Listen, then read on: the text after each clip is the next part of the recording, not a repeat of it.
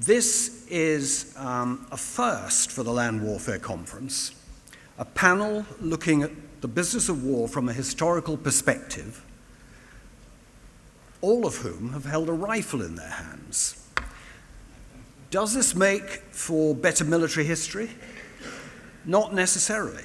Military history, like all other history, is first about establishing the facts. When it comes to making judgments, however, the man who's carried a rifle ought to have an advantage. If not, what's the point of experience? These words of Professor Hugh Trevor Roper, I think, are worth noting. Now, I'm aware that Hugh Trevor Roper was the man who famously authenticated the Hitler diaries, which perhaps rather undermines his credibility, but, we all make mistakes.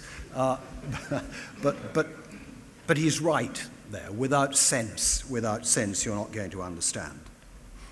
But Professor Trevor Roper's successor at Oxford was, of course, Sir Michael Howard, who warns us against the dangers of dipping into history selectively. The fact is, though, military history has been heavily colonized by young academics with no experience of soldiering. This is great. They can establish the facts. But the PhD and the PSc are different qualifications. I say PSc, I know it's an anachronism. It's no longer there. Since everybody passes the staff college, there's no need of post-nominal letters. I use it as a metaphor for military experience. I'll say no more about this, except to commend the words of this man, who inspired generations of Sandhurst cadets and staff college officers to study history for its utility. But now to the questions posed for the first session. Well, we can leave the first, I suspect, because the CGS and Lord Hague have already said why, and so does ADP Land Operations. And the third, how many dimensions, that I suspect will be the real agenda of the entire conference.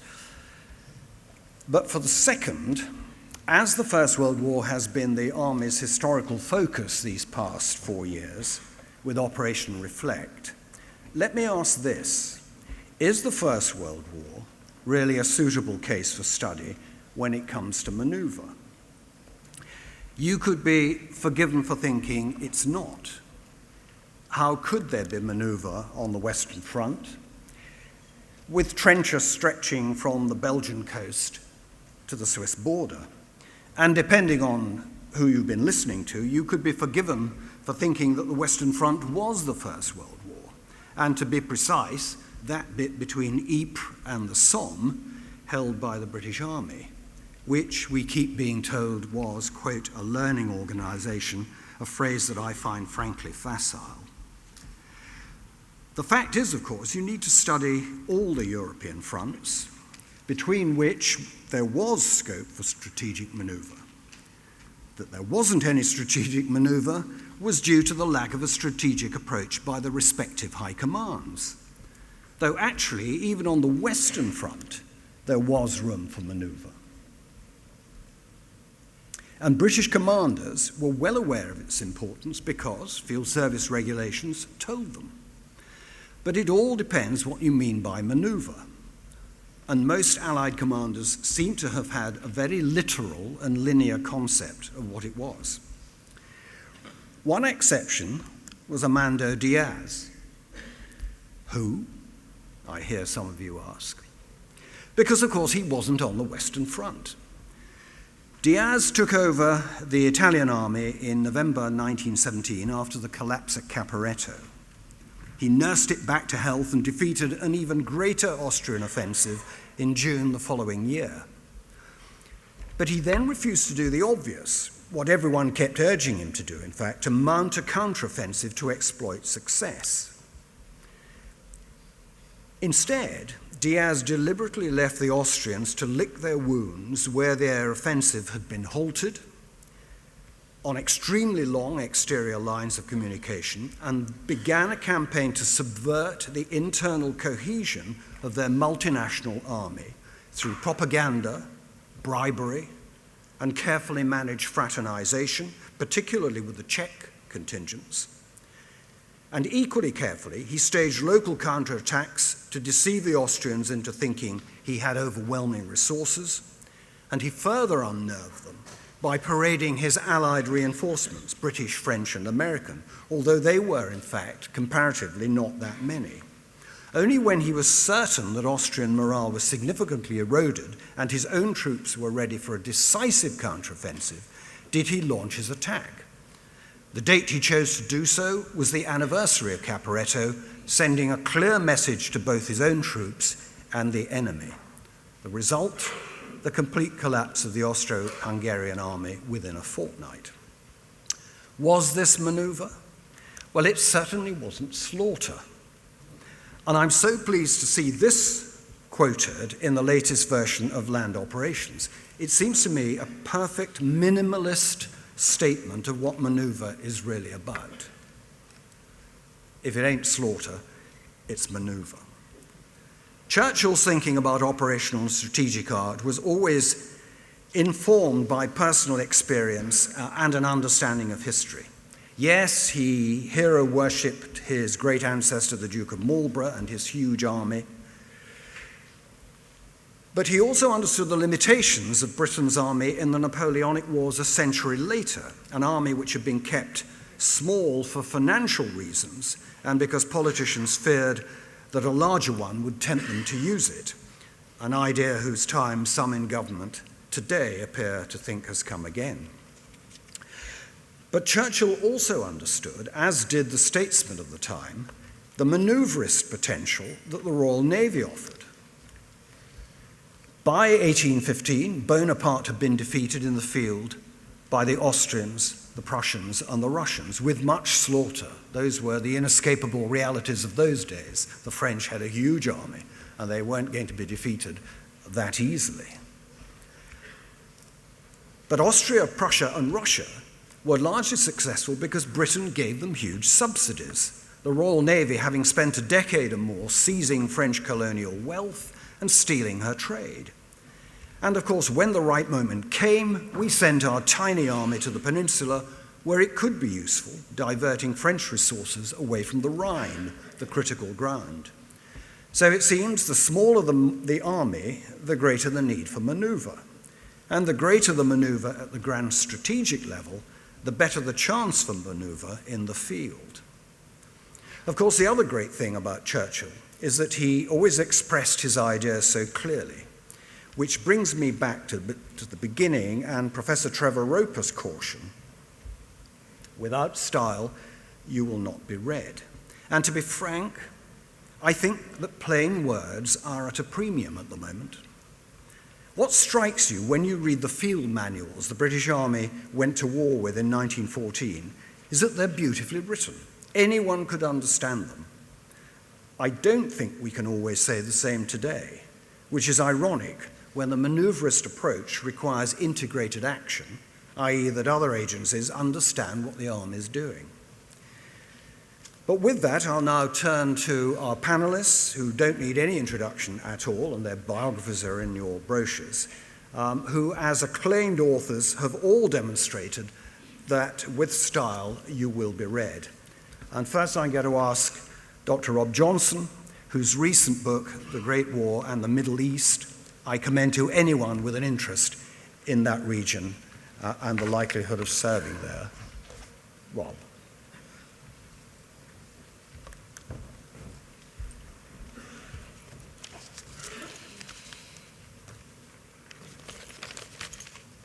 CGS Lords, ladies and gentlemen, it's a great pleasure to be here. My objective is very simple.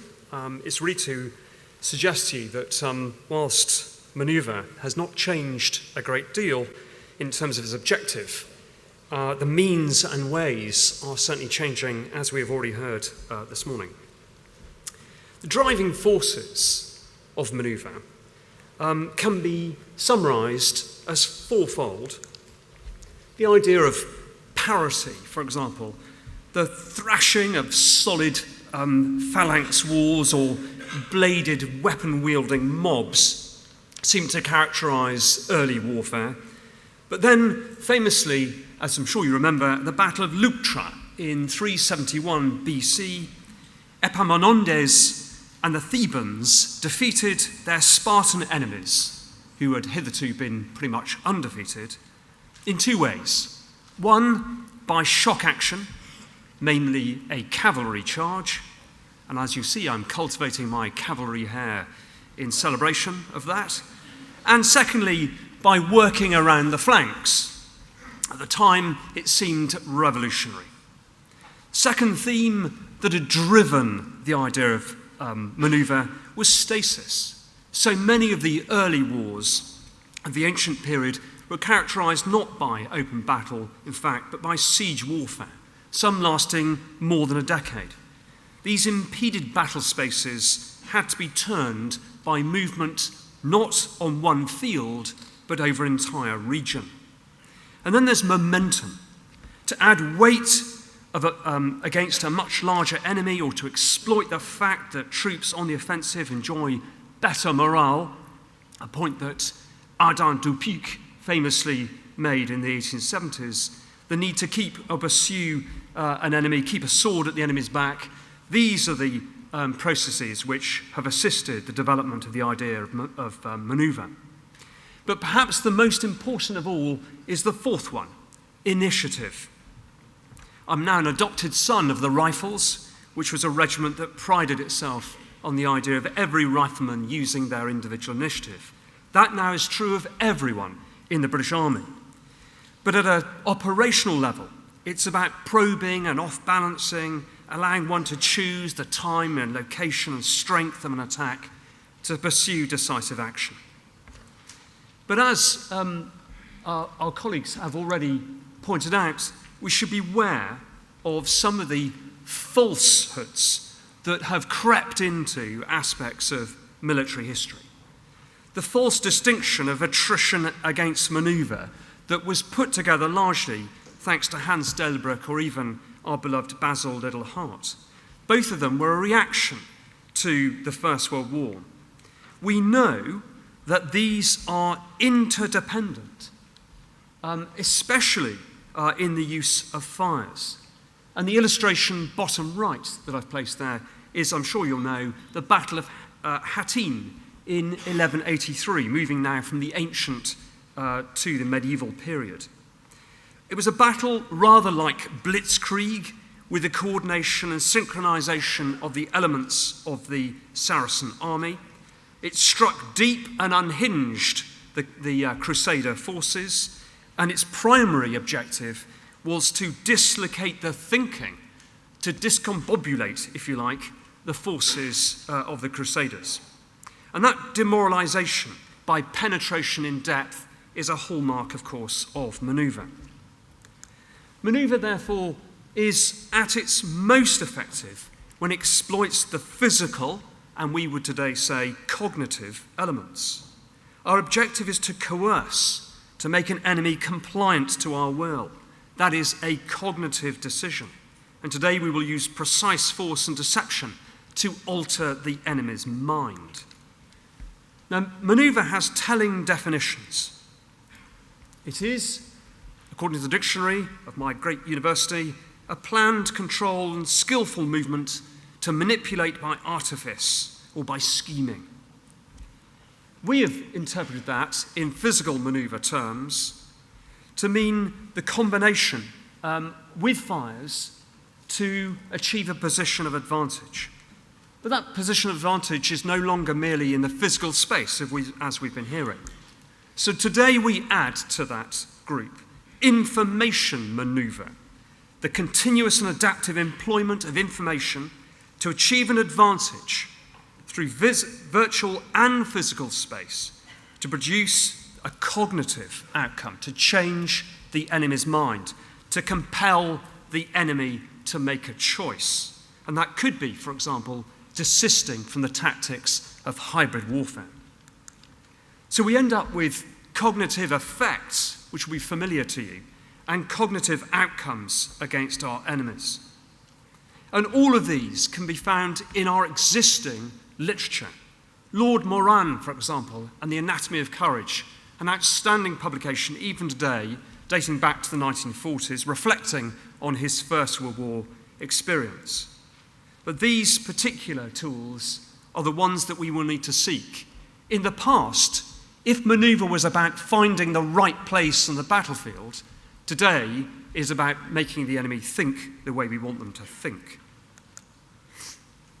To give you an idea that others are already doing this, it's not that new.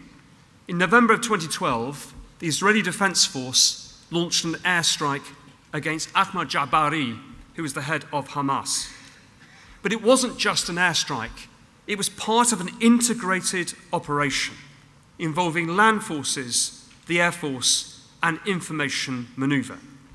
It consisted of deliberate preparation and then the exploitation of fleeting moments that emerged in the virtual space. The threat was to escalate force, to deter Hamas retaliation, and then to launch sustained information operations. The outcomes were very clear. Hamas was deterred and ultimately also in physical space defeated.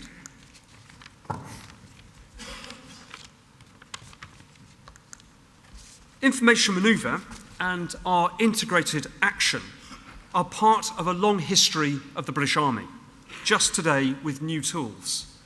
In 1759, James Wolfe made an unexpected physical manoeuvre up the Heights of Abraham to create an unsettling cognitive effect on the French, defeating them on the plains in front of the city of Quebec. In 1918, as Allan has already pointed out, it was our own commanders who learnt the art of manoeuvre through bitter experience, including Field Marshal Edmund Allenby. He used deception, physical deception. You can see here an illustration at the top of wooden and canvas horses, signals deception, and proxies, namely Arab forces led by T.E. Lawrence of Arabia, used that deception over a 50-mile front to persuade the German and Ottoman commanders in Palestine that he intended to take Amman, but instead launched a lightning, in-depth physical manoeuvre to seize the command and control nodes behind their lines. The outcome was not just a decisive physical victory, but the moral collapse of 3 entire Ottoman armies. And what about 2018? Today, it's about deep penetration of enemy virtual space and a highly integrated approach to influence using our 5 capabilities, the list of which, by the way, is in your pack here, the 5 capabilities of networks, intelligence, cyber, influence, and security. We are conducting this cognitive preparation of our targets through 4 outputs of understanding, persuading, communicating, and protecting. We conduct physical manoeuvre and fires today in support of cognitive objectives, but as I say, as we have always done, using all those 3 dimensions now.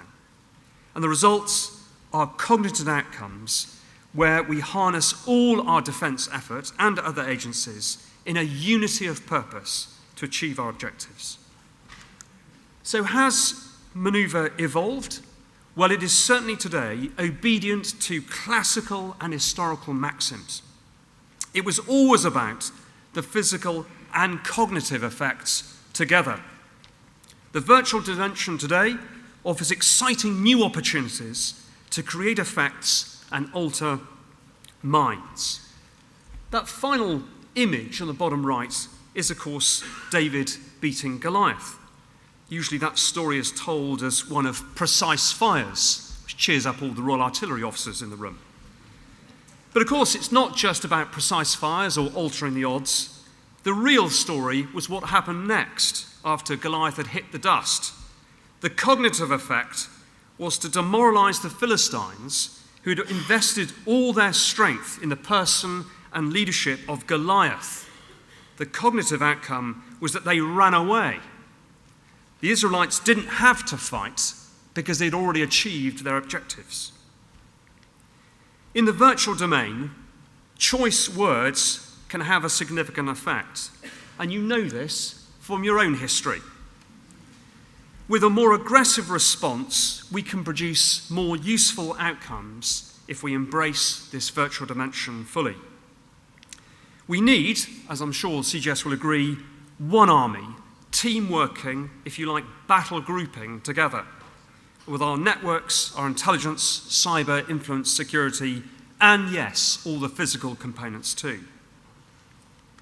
And my final rejoinder is simply to tell you this, as I'm researching a book at the moment about Lawrence of Arabia and his ideas on war. And one telling quote really strikes a chord, I think, with this audience, hopefully this morning. He wrote, 9/10 of tactics are certain and taught in books, but the irrational 10th is like the kingfisher flashing across the pool.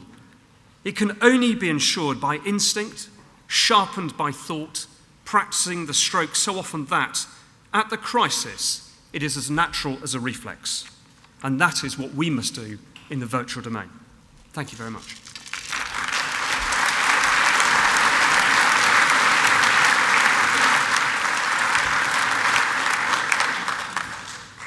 Brilliant, Rob. Thank you for reminding us that we're talking about an old game, but bringing it up to date, and the strength we can draw from seeing that things have worked in the past and that we're not stepping out into the unknown completely, but updating is the challenge.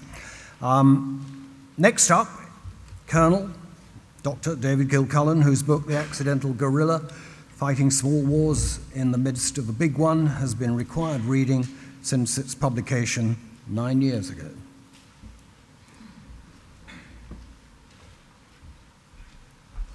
Well, thank you for having me. I have very simple slides, and I'm going to try to be fairly concrete, mainly in order to generate enough controversy that we can have a decent conversation afterward. If we go back 100 years to the Kaiserschlag, the March 1918 offensive of the German army on the Western Front, what we see here is the section organization or the squad organization that all of us sitting in the room grew up with 50, 70, or 100 years later, because by creating a model of disaggregated small team maneuver using the light machine gun, various types of automatic weapons, fire weapons, grenades, and so on, German forces on the Western Front essentially cracked the code for small team penetrative maneuver in a highly contested environment. That immediately prompted a pushback of adaptation by Commonwealth and Allied forces on the Western Front, which led within a few months to the Battle of Hamel, which I put up not only because of my proud Australian heritage or because it was the United States and Australia fighting together on the 4th of July 1918, but because JFC Fuller pointed out there that it was, for brevity, rapidity, and completeness of success, one of the most successful battles on the entire Western Front in World War I, over in 93 minutes rather than 93 days or 6 or 8 months in the case of some other battles on the Western Front. All the elements that you see in this picture postcard, aircraft, tanks, light infantry operating in small combat groups, and a key issue that you don't see in the postcard, that is effective wireless communications, enabled taking all the elements that had been around for, in some cases, 100 years, and integrating them into a single concept of maneuver. So what I'm going to argue as I go through this morning is that maneuver evolves. It evolves in accordance with certain laws that are basically the same as natural selection, that it evolves in growth spurts that typically relate to the pressure of a selective environment, and it evolves in a path-dependent way. And we build new maneuver concepts and capabilities based on what we already have. So that one growth spurt, one combat-driven growth spurt, tends to shape the start point for the next adaptation. If warfare, or if maneuver evolves in response to the environment, it's worth pointing out what that environment is.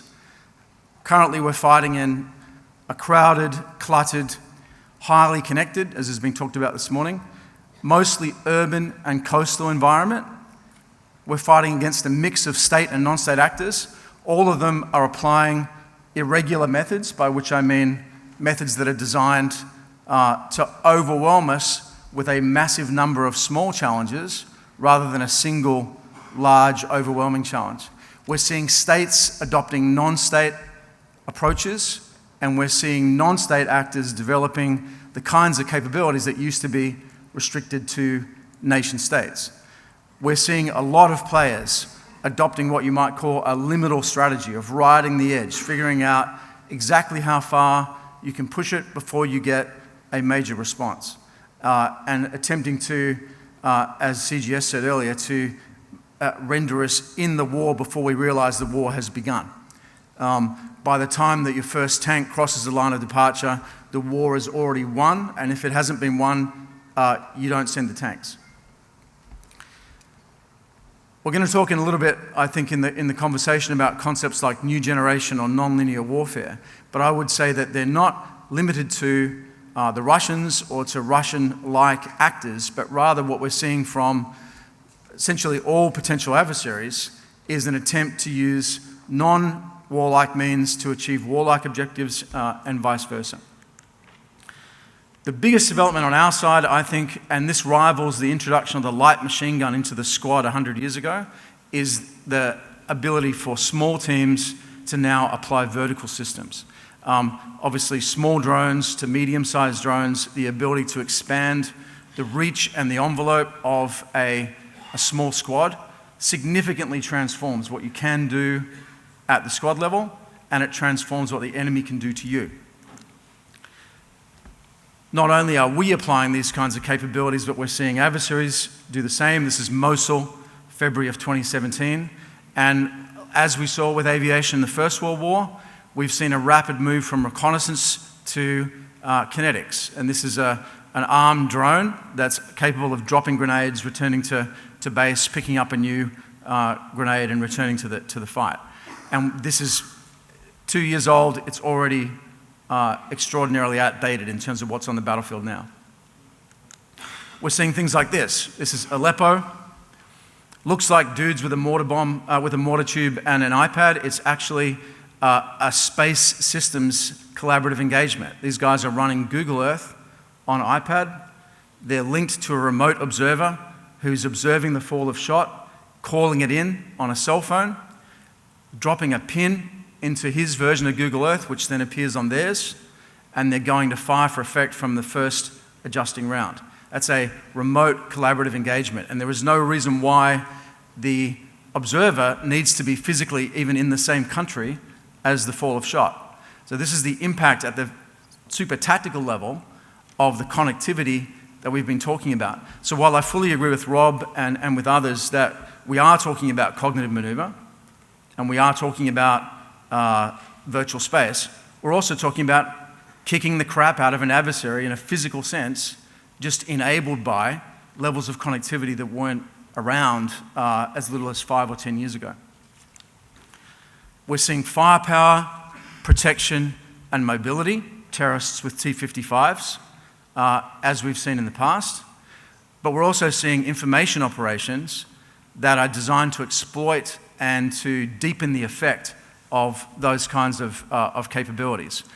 So some of you may be aware of the famous D30 hack, where the Russian forces in Ukraine are alleged to have hacked an Android app that Ukrainians used to control the fire of their D30 howitzers.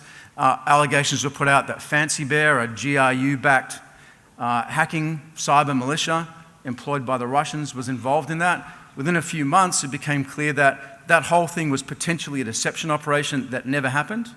There's now debate about whether it did happen, if it did, how severe it was, who was responsible. And this again gets back to CGS's point about attribution this morning, that we're seeing a maneuver space that is now an adjunct maneuver space to physical maneuver.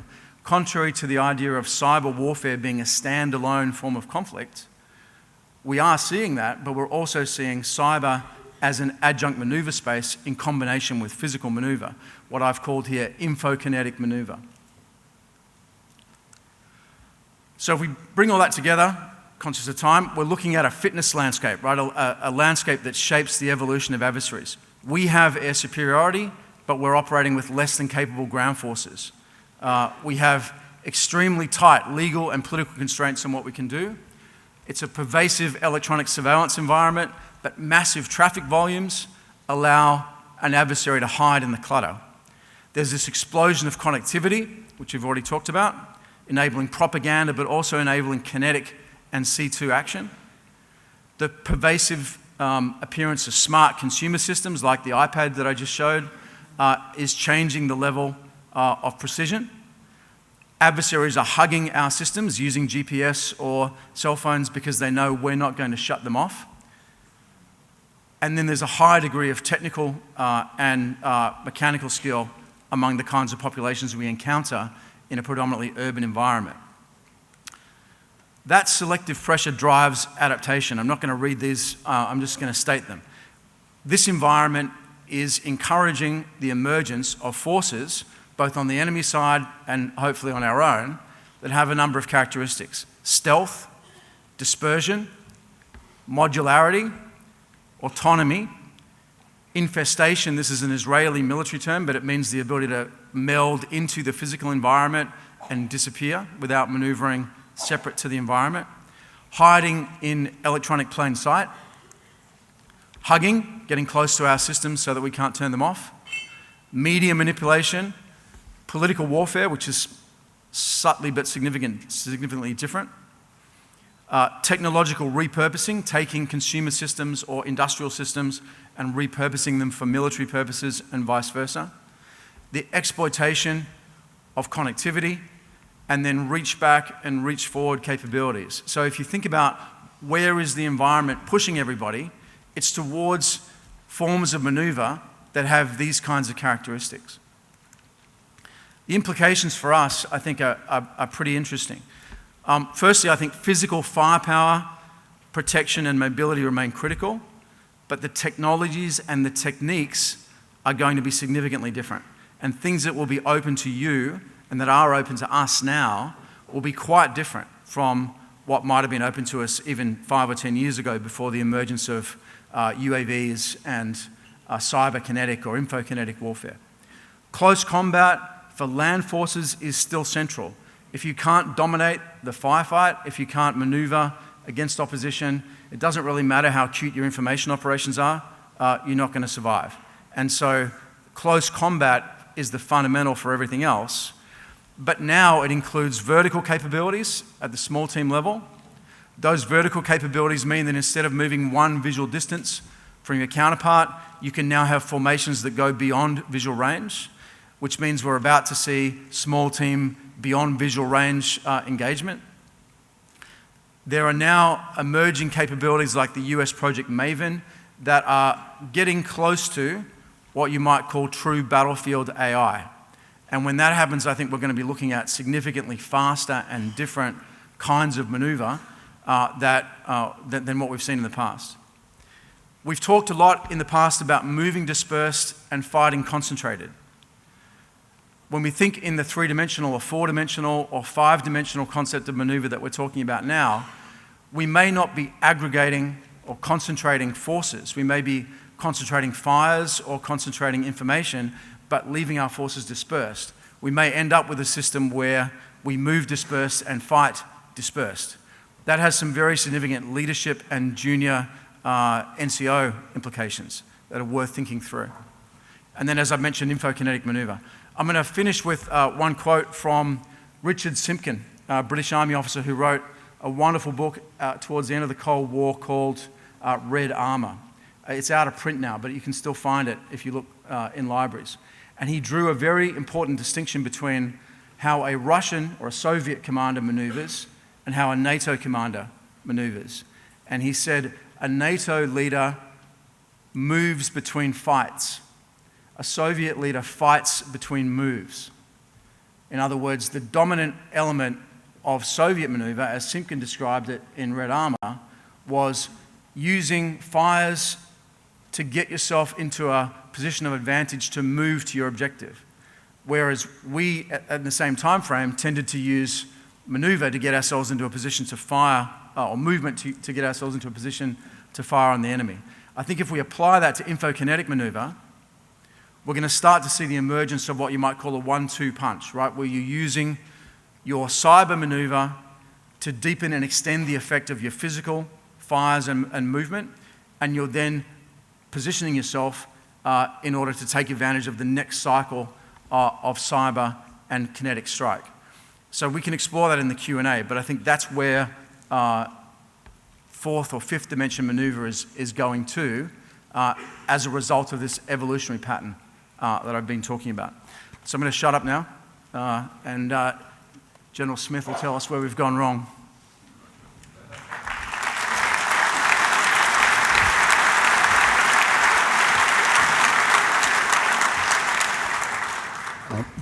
David, thank you very much. I think the phrase technological repurposing is one that will stick in my mind. I think this is a period, in the past, fighting technology has been driven by the practitioners. That's now changed. We're in the business, in many ways, of adapting what's got ahead of us already in the civil world, and yet another challenge. But before we discuss all this, General Rupert Smith, who's going to try and pull everything together. General Rupert's 2005 book, The Utility of Force, The Art of War in the Modern World, which I guess a great deal of this audience will have read, set much of the agenda for thinking about, in his phrase, war among the people. Good morning. Some of you will know that I once said that I'm never going to talk at one of these conferences ever again. Well, mindful of where I'm standing, and as the bishop said to the actress, here I am again. I was asked to say whether or not the principles of manoeuvre remain valid in this century. So I set out to find out what the principles were, and I discover there aren't any. There is no list of these things, I'm talking only of the British Army, in our pamphlets or whatever. And so I have no slides. Now, in a battle or a fight of whatever size, you are in an adversarial relationship with your opponent. You are not in a competitive relationship. You and your opponent are each other's objective, and there is a unilateral outcome. As a result, advantages and disadvantages are measured relative to the opponent in the circumstances at the time. Your advantages and disadvantages are relative. They are not absolute, and they cannot be measured except at the time and in that relationship. You can, in advance, acquire more or better men and materiel and alter the balance of advantages or disadvantages to advantages. But at the time, you make the most of your advantages and guard your disadvantages by manoeuvre. And this is as true for getting your machine gun in the right place before assaulting a trench as it is for choosing the beaches for Operation Overlord. Manoeuvre is the expression of the art of war. And this is particularly the case in battle on land, where there are many more variables within which to manoeuvre than in the air or on the sea. Gaining and maintaining the freedom to manoeuvre is the essence of winning a fight on the land. Now, I think to manoeuvre to victory in a fight, there needs to be, and I'm not talking about how you achieve these, how you exploit these, That will change in the circumstances at the time with the technology and the terrain and so forth that are there at that time. You need to have air and space superiority, at least locally. Apart from an air force and air defense weapons, this may be achieved by negating the opponent's advantage in the air by using cover or being in too smaller groups to be attacked usefully from the air, which is why the Israelis have this problem of infestation. There must be a flank to exploit towards the opponent's essential components or position. And having air superiority gives you the air flank, an additional flank to exploit. And when I say air, I mean space, cyberspace, and so forth. If there is no flank, one must be able to make one. The siege trains of medieval warfare, or the tank and its derivatives by 1918 on the Western Front, or the armoured engineer units with their specialised armoured fighting vehicles in the Western European campaign of 44-45. And as important, there must be a mobile arm capable of exploiting the flank. And this ability must be maintained logistically. And you must have the capacity to repeat the manoeuvre to the point of decision. You very rarely win a fight with one blow. Now, we could call this list the needs for manoeuvre, but I think it would be useful to translate these needs into the wants of force design and planning so as to manoeuvre, whether one is building a force for the future or considering how to use the force you've got, as such as I had to in the Gulf in 1990-91. So to manoeuvre successfully in the face of one's opponent and defeat him, one wants, relative to that opponent, at that time and place, reach, a combination of range and firepower. And it's firepower that does the business, not the movement. And in making this calculation, do not make the mistake of confusing the weight of fire with the rate of fire. It is the rate of fire, the rate of the weight of fire on target that gives you the desired intensity. And it is the intensity that kills and shocks your adversary into defeat. There must be tempo, a combination of speed, organisation, supply, and maintenance, so as to do it again and again faster than your opponent can react. And this, amongst other things, will rapidly lead you to achieving tactical surprise, at least on the battlefield. You need balance, an appropriate combination of attack and defence, weapon mix and organisation. And the last two, you need command, a doctrine of manoeuvre with an appropriate combination of information, intelligence, and targeting capabilities, communications, and the appropriate allocations of responsibilities and authorities.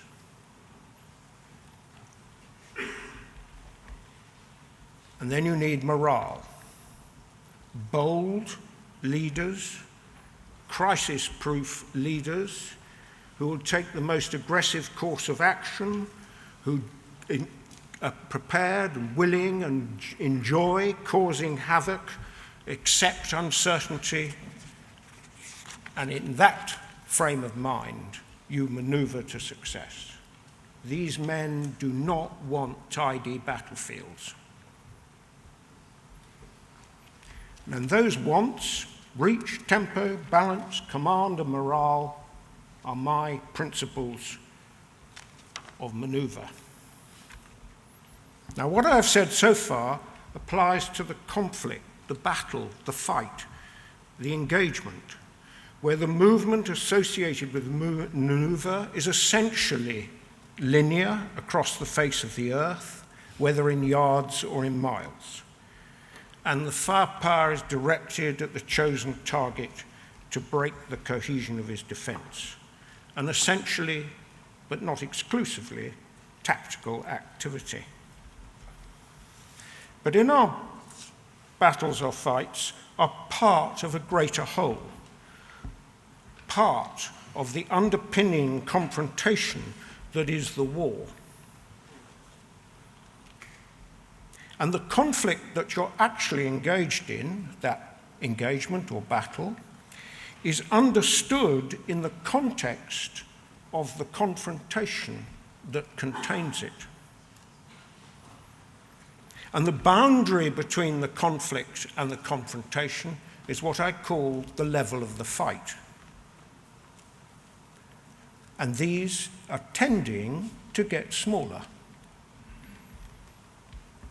It is quite difficult to find a fight, an actual fight, as opposed to the numbers of people deployed, that is much bigger than a heavily reinforced company.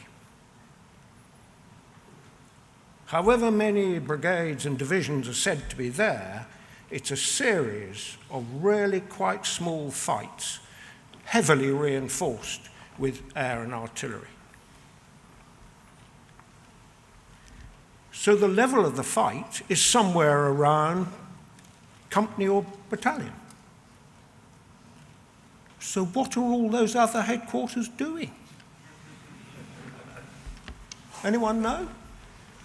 They're above the level of the fight. They are part of the political confrontation. And here we have some interesting differences, and it is still possible to maneuver in this area. But the point of the maneuver is to alter the context, not the text of the fight. You alter the meaning of the fight. And instead of thinking of the way some of the other speakers have talked about this new opportunities, these new things happen, I'd suggest, break it between the text of the actual fight and the context in which it's set. There isn't time to go into examples as I speak, but I'm happy to if you want me to later on. You can change this context in other ways than with fire and movement. And this is particularly the case in our operations of recent years, where the opponents are to some degree superimposed and amongst the people, and where we operate by patrolling or raiding from our defended localities or forts. And as I understand the concepts behind the Russian hybrid war, their concept is to create ambiguity. We should perhaps be more helpful if we called it ambiguous warfare. And the idea is to confuse, delay, and frustrate the opponent's comprehension of what is happening, and therefore to negate his capacity to decide. Now, manoeuvre at this level is usually an operational or occasionally strategic manoeuvre, but I think my principles, as I enunciated them, still stand, although, of course, they would have to be understood in the nature of the manoeuvre that you were seeking to undertake. For example, the principle of reach. If it was an information operation, you would need appropriate television channels, radio channels, newspapers, and so on, that were read and listened to by the target audience. But you would be still seeking reach in your information operation. In conducting these contextual operational maneuvers, the understanding of my principle of command will require the biggest change. If you are conducting this level of maneuver, contextual rather than textual, you have moved above the level of the fight. Other agencies are involved. Indeed, as someone has said already, military force should usually be in support of the maneuver rather than being the supported agency. Furthermore, the relationships have moved, once you're above the level of the fight, from the adversarial relationships of the boxing ring to the competitive relationships of the running race. You and your opponent share the objective, such as your legitimacy, securing the population's access to the basic needs of food, health, water, and so forth. Competition to impose the rule of law or not, or your rule of law or his. These are competitions, no longer adversarial. And our challenge is to learn to maneuver above the level of the fight. In particular, we must make the necessary institutional changes so that the authorities and responsibilities for taking these actions are in the correct hands. For until we do this, we will fail to maneuver to any level other than the tactical.